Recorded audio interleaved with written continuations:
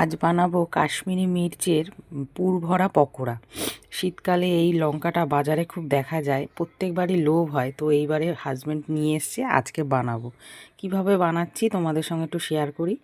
কাশ্মীরি এই যে পুরটা ভরার জন্য আলু সেদ্ধ করে নিয়েছি, আলুটাকে একটু মশলা দিয়ে মেখে নিয়েছি। মশলা বলতে ভাজা মশলা, নুন, মিষ্টি আর একটু আদা বাটা, একটু রসুন বাটা, এই দিয়ে আলুটাকে মেখে নিয়েছি। আর এখানে লঙ্কার ভেতরটা একটু চিড়ে দানাগুলো সব ফেলে দিয়েছি, হালকা করেই চিড়েছি যাতে পুরটাও ভরা যায় আর লঙ্কাটাও হয় না। এখানে দেখো পুরগুলো ভরে রেডি করে রেখেছি। আর এখানে অল্প করে বেসনটা গুলে নিয়েছি, তা জাস্ট লঙ্কার গায়ে হালকা করে লাগাবো, নাহলে লঙ্কাটা আবার সিদ্ধ হবে না। তো এইভাবে দিয়ে তেলের মধ্যে ফ্রাই করে নেব। প্রথমে তেলটা গরম করে গ্যাসটাকে কমিয়ে নিয়ে অল্প অল্প করে ভাজবো, কারণ কি নাহলে ভেতরে লঙ্কাটা কাঁচা থেকে যাবে। তো এখানে ভাজাগুলো আমার একদম রেডি, দেখো গরম মুচমুচে লঙ্কার বড়া, পুর ভরা লঙ্কার বড়া।